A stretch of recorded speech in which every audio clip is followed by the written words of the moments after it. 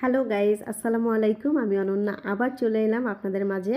সুরমা মাছ আলু দিয়ে ভুনা করে দেখাবো আপনাদেরকে। তার জন্য লাগবে সুরমা মাছ, আলু, পেঁয়াজ আর একটা মশলার পেস্ট তৈরি করে নিয়েছি। এখানে আদা, রসুন, জিরা, হলুদ, মরিচের গুঁড়া, লবণ অ্যাড করে নিয়েছি একসাথে। এবার কড়াইয়ে তেল গরম হতে দিলাম। সরিষার তেল গরম হওয়ার পরে আমরা মাছটা ভেজে নিব। একে একে মাছগুলো আমরা দিয়ে দিলাম।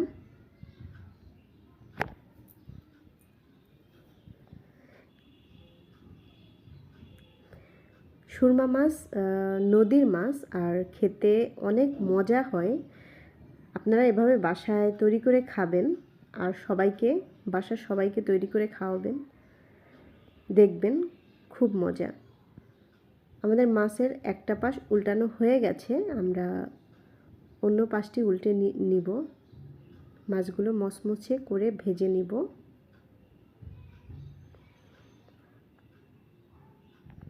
আমাদের মাছ ভাজা হয়ে গেছে।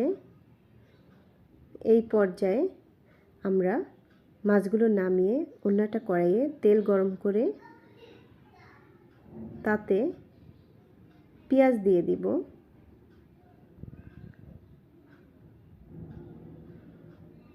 পেঁয়াজগুলো ব্রাউন কালার করে আমরা নাড়িয়ে চাড়িয়ে ভেজে নিব।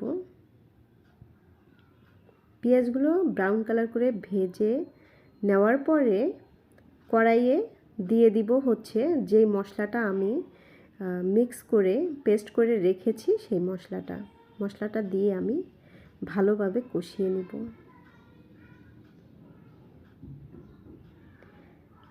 আমার মশলাটা ভালোভাবে কষানো হয়ে গেছে। এখন একটু পানি দিব, পানি দিয়ে আবার কষিয়ে নিব। এখন আমি আলুগুলো অ্যাড করে দিব। আলুগুলো দেওয়া হয়ে গেলে আলুগুলো মশলার সাথে মিক্স করে নিব।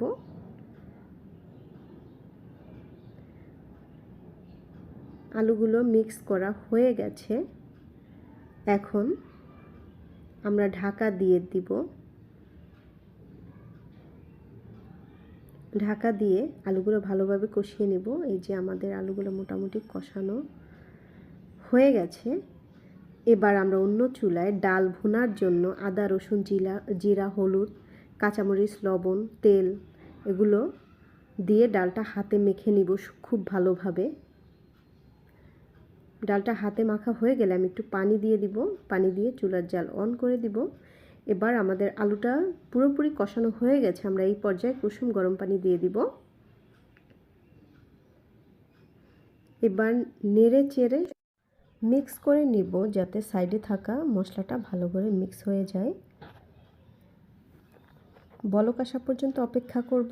ওদিকে আমরা ডালটা ভালোভাবে কষিয়ে নিব যাতে মশলাটা ভালো করে ডালের ভিতরে ঢুকে।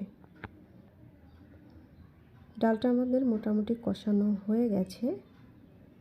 এখন আমরা কুসুম গরম পানি অ্যাড করে দিব। যতটুকু প্রয়োজন ততটুকুই মিক্স করে নিব। বলক আসা পর্যন্ত আমরা অপেক্ষা করব। আমাদের আলুতে বলক চলে এসেছে। এখন আমরা একে একে মাছগুলো অ্যাড করে দিতে থাকব। মাছগুলো অ্যাড করা হয়ে গেছে। এখন একটু নাড়িয়ে চাড়িয়ে মিশিয়ে নিব। অন্য চুলের ডালটা বলক চলে এসেছে। এই যে আমরা এখন মাছটা সুন্দরভাবে রান্না করে নিব ঢাকা দিয়ে। আমাদের মাছটা মোটামুটি রান্না করা শেষ।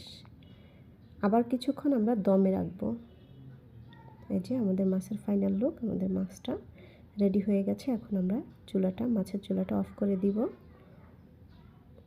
একটু নাড়িয়ে চাড়িয়ে।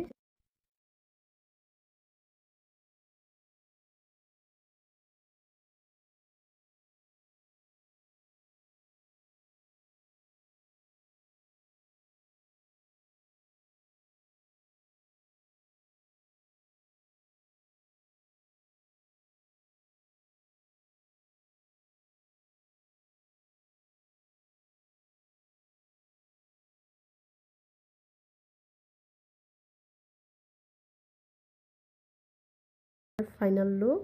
আর এই হচ্ছে আমার মাছের ফাইনাল লুক।